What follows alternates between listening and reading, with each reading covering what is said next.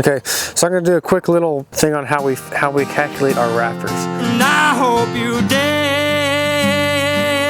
dancing in the sky, and I hope you singing in the angel choir, and I hope them angels know what they have. I bet it's so nice up in heaven since you arrived. So yesterday we were talking about the split pitch. On that other house was a split pitch. It was an 8 and a 10 and a 4. This one is a, I believe the front porch here is a 3, and then this is a, I think this was a 10. So anyway, the gutter boards, the band boards, they're going to line up right there in that corner. So the truss company, they gave us a taller heel height. They gave us like an 11-inch heel height here. Front porch looks like it's got about a 4.5, and then on the rest of the house, he just built these plates up to set the rafters on top of it. Trying to make all those band boards line up, you got to adjust the heel heights when you're dealing with different pitches and stuff. And so I'm going to do a brief little thing on how we figure regular rafters. Alonzo's getting his rafters. He'll start cutting these rafters. So as he's picking the rafters up, he's checking it for crown. And then once he sets it on the horses, he's already got it crowned up. You can do it after you get it on the horses, but like that one right there, it had too much crown or it's too crooked, and so he just set it aside. If you wait till you put it on your horses, then you kind of did some double work because you got to take it back off the horses. So what he'll do now is he'll get the ends all even, and then he'll measure. And like I said yesterday, we're measuring on the top of the rafter. And so that mark that he just made, he's going to put his little pattern on there, and he's going to mark all of them at the same time across the top. So he only has to measure once, but he just marked 4 rafters.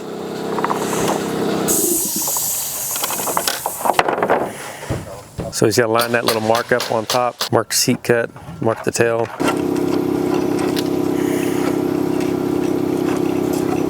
You can see on top, he's got his mark on top. This is what he's lining up with his measurement. And then he also has a cut right here. That way he can sit on the plate, and then the sheathing can go up, and it kind of keeps the rafter out of the way of the sheathing. That's just how we do it.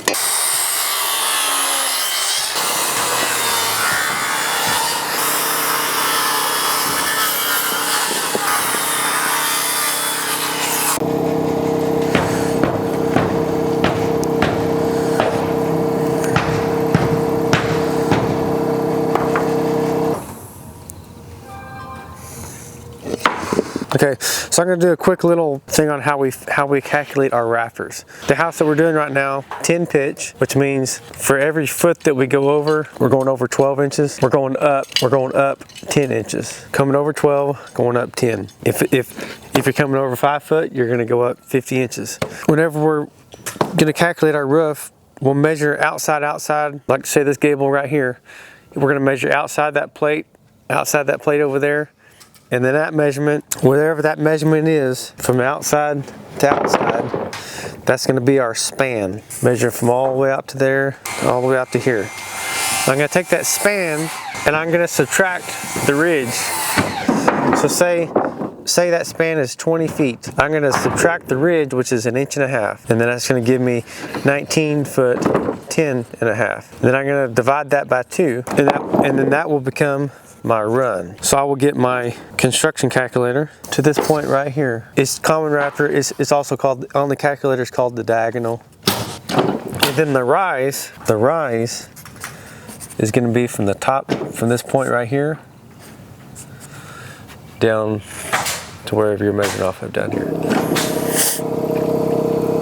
And so that pattern that he made, he had a little pattern made earlier when he was cutting his rafters, and so that measurement, that where we're measuring from, if you were to plumb up that wall, that mark is right here. So that common rafter measurement is going to be from the end of that rafter to that mark right there. That's the common rafter measurement. And then the tail is whatever you want it to be, whatever the plan says. And so typically we're doing 12 inches finished. And so if it's siding, you know, we'll go like 12.5 or something. If it's brick, we add 4 inches, 4.25, depending on what size brick they're using. Around here, it's typically we just go 4.5. I know down south they go a full 5.5 inches, but up here we're just doing 4 to 4.5. And so now that I have my run, my rise, my common rafter, now I need to know what my hip and valley length would be if I needed that. So that measurement is 16'3" and 3/4. So I can cut all those rafters as long as my walls are straight, plumb, everything's square, everything's good.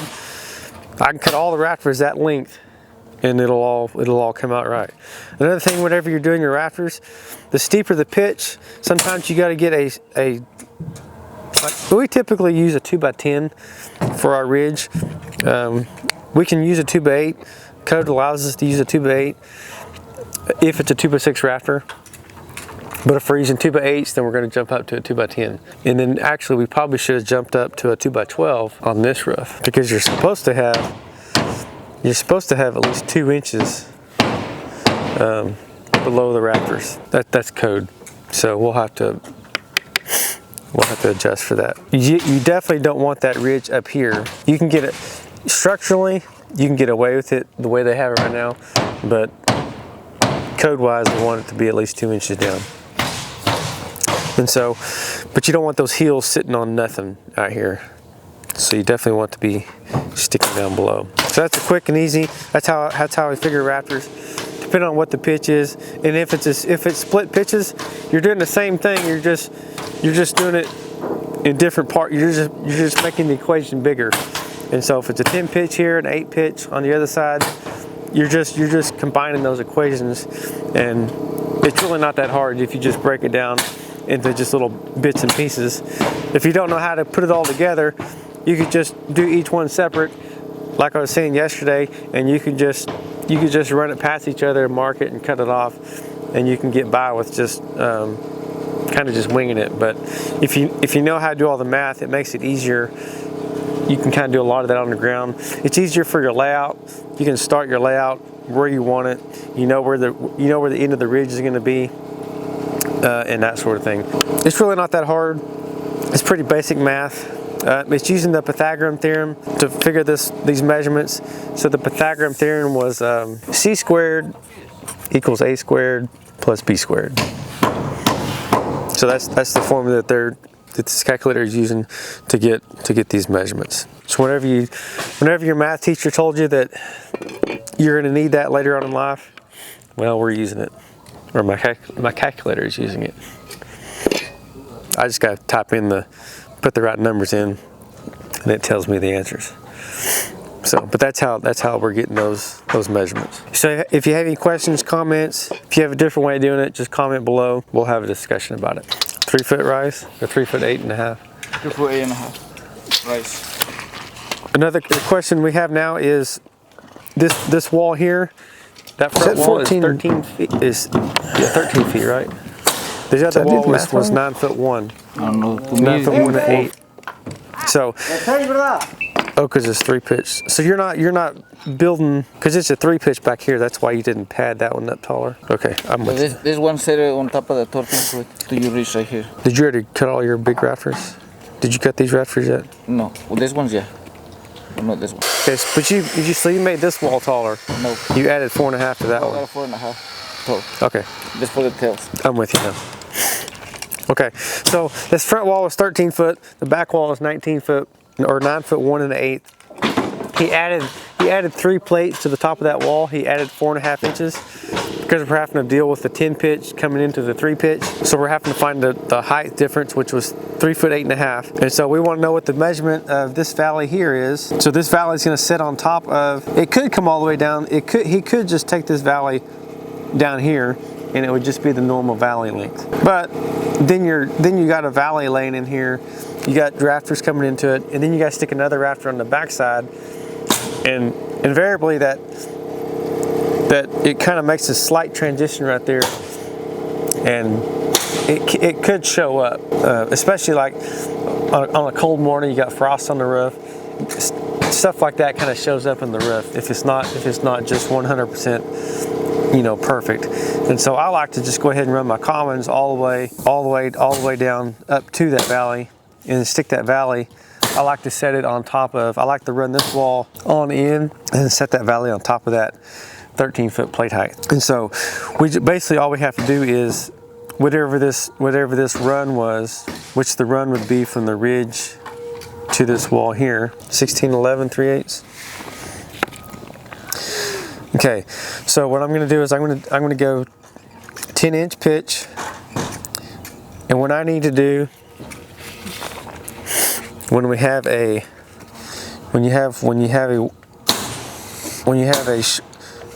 tall wall and a short wall. So this wall here is 9 foot 1 1/8. Make sure it's not bleeding through.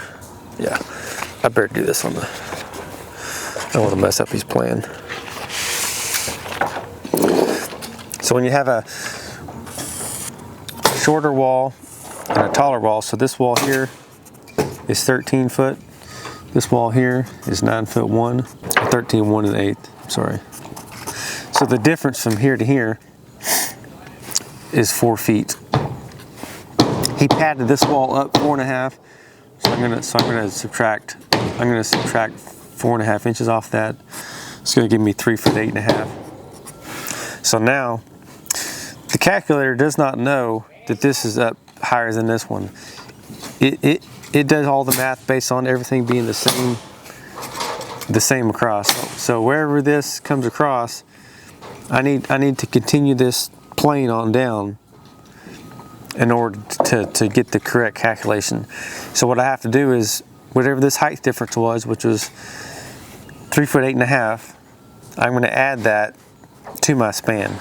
So say this was 20 feet, I'm going to ask the calculator 10 pitch, 3 foot 8 inches and a half. That's the rise. I'm going to kind of work backwards this time. That's the rise, and then I'm going to ask it what the run is.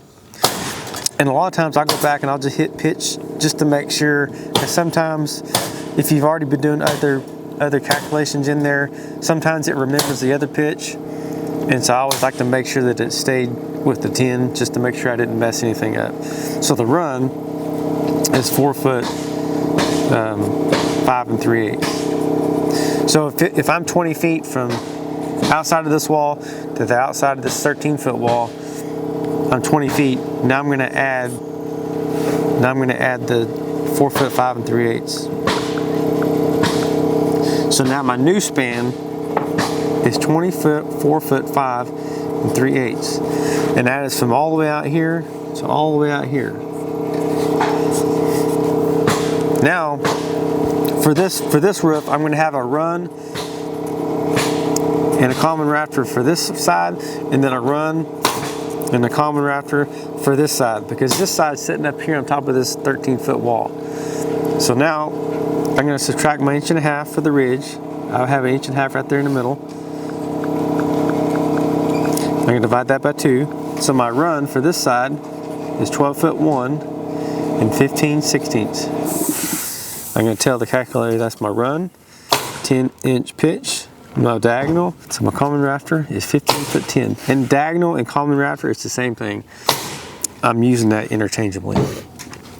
So now that's the common rafter for this side. Now I'm going to go back and find, in the valley. I'm going to go ahead and write the valley down just so I know what that measurement is. I may not need it. Actually, I will need it for the one side. 11 9/16. And then I'm going to go back to the run.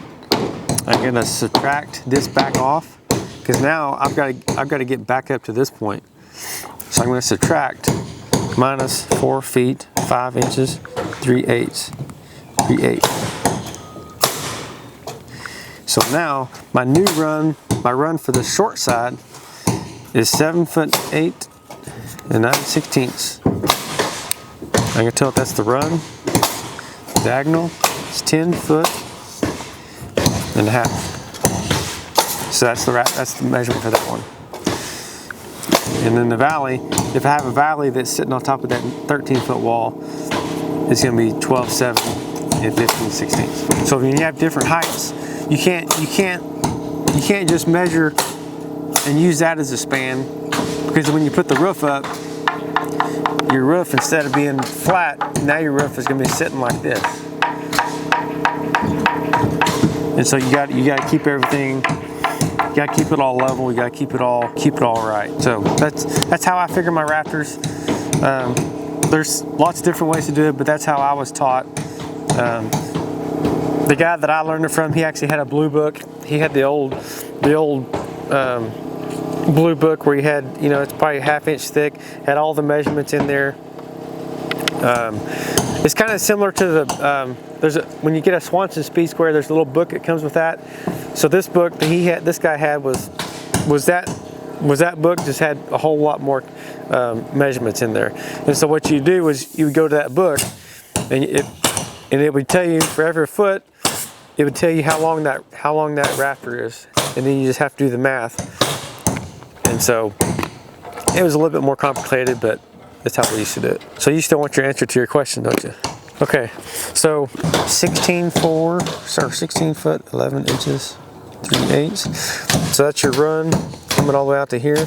So I'm just going to subtract that. No, this one is right here. This is for this reach. Okay. So this run here is 14.5 1/4. 14.5 1/4. Okay. So I need to subtract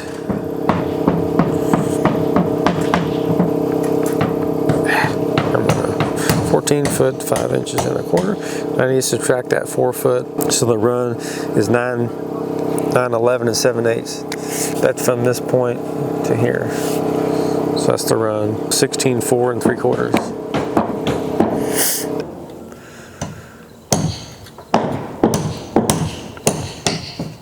So you'll have to extend your wall in there somehow. That's the rise, 10 inch. That measurement there is not right. Did you do your calculations based off what I wrote down here? Yeah, I had like a 3/4. I had 4. So you did your own math? Yeah. Okay, because this what I wrote down right here is not right. See, I got my own math. The total is 34, 3 3/16. Okay. Adding that one on the wall. For the rise on the wall. Where'd you come up with this number? I give the rise on that one. 4 foot 5 3/8. I did the math. Alonzo's doing the math. We're going to see if we come up with the same answer or not. We both had the wrong answer yesterday, so now we're going to see if we both come up with the right answer today. Yeah, he's got the same. He's got 16.4. I got 16.4. You got 22. What was your other one? Your long one? 22, 1 and 7. 7/16. 7/16. So we both came up with the same answer, so I think we're good. We ordered the correct length of 2x8s. I thought I was going to have to make a phone call and tell them that we needed longer stuff, but I think we're good. Which ones? That's 16. 16, 14, 16. They give me 64.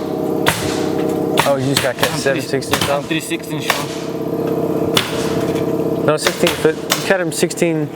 The measurement is 16.4. The one I do yesterday, they give me 16. So you're too long. Right now you're too long. Long. You should need to cut them off a little bit. Yeah. Good. Something 16. Well, that's good. No, along 3/16. Okay. Good. I think we're done. They give you 22, 1 and 7/8. 7/16. 7/16. Yeah. Do you have any 2x12s out here? You use 2x12s for the main span, for the ridge. We're supposed to be 2 inches below the heel. At Columbus, they said something to me before. I thought you were gonna have an LBO reach there. You got plenty of places to brace it. I like an 18-foot pen right there. Okay, so we just went over a bunch of rough calculation with Alonzo, make sure we both had the wrong measurements yesterday, and so we wanted to make sure everything was right. So we got it all straightened out. The forklift was getting us a little bit of trouble today. I think there might be something wrong with the fuel pump maybe. The throttle seems to be sticking. I don't know if it's inside the fuel pump or if it's on the outside, so we gotta get that looked at. It's September now, middle of September. Work's starting to really every year in the fall, it really starts to pile up. Everybody's wanting to get a house under roof before winter. And so I've had 2 phone calls today. People just wanting to make sure that we're on the schedule. Let me know that the foundations are coming. We've got several sitting and waiting on us right now. And so I just checked with my sheathing crew to see if they can start helping us. When we get really busy, I have another crew help with the sheathing. They'll put the sheathing on the walls and the roof, and then the framers can move to the next job quicker. But whenever we get a little bit slower, then I just have my own crews just do all their own sheathing. But that way I can kind of keep the same. I don't have to hire any more people, but we can get more work done if we need to when things start getting really busy. So probably for the next 2 or 3 months, we'll be using a separate crew to do all the roof decking and possibly the wall sheathing as well. Because I got Alonzo's next house, it's about to be ready for him, and he's still a little ways away from being ready to get on it. So that's how I take care of taking pressure off the schedule, is I have a sheathing crew do the sheathing for us. They also do roofing. They do a lot of roofing for us. It makes it easier. It makes it easier with the schedule if we can kind of spread that work out. If you got any questions, comments on how we did the rafter calculations, if you have an easier way, just let us know. That's the way I learned how to do it. And so let us know in the comments. Tell me, what does it look like in heaven? Is it peaceful? Is it free like they say?